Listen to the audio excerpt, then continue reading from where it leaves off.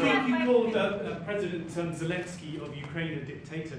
Do you think that President Putin of Russia is also a dictator? I think that President Putin and President Zelensky are going to have to get together because you know what? We want to stop killing millions of people. You have young soldiers being killed. If you saw the pictures that I saw of the battlefield from satellite, you've never seen any pictures like that. Soldiers are being killed by the thousands a week, thousands of soldiers a week. As we speak, they're being killed. That's why I want to see a ceasefire and I want to get the deal done. I think we have a chance to get the deal done. I had to make sure that Russia wanted to do it. It's a war that would have never happened if I was president, but it did happen. So I got stuck with it, and I want to stop people from being killed. You know, it doesn't affect the United States very much. It's on the other side of the ocean.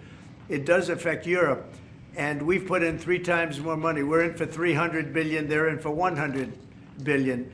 And, you know, Europe is also doing it in the form of a loan. Biden just gave them money. There was no loan. There was no security. There was no anything.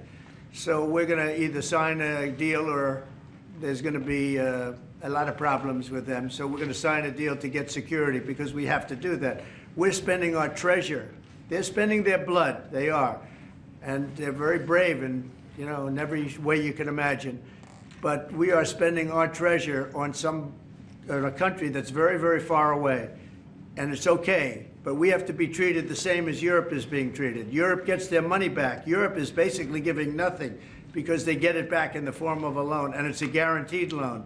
We don't get our money back, and we're losing. I mean, we don't want to do that anymore. So we're signing an agreement, hopefully in the next fairly short period of time, that will assure us that we'll get $400 or $500 billion back. We're in there for $300 billion. Now, one other thing.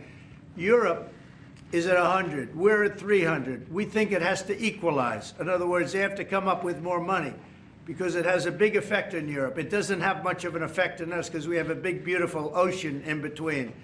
But it does affect. And Biden should have never gotten us into this mess. We had an incompetent president who got us into a mess. But we're going to get you out of it. The same thing in the Middle East. We're going to have some good news in the Middle East. What happened yesterday, the sight of those babies, was not acceptable to anybody. Nobody's seen anything like it. Mr. President, are you going to Moscow? There's a report out of France.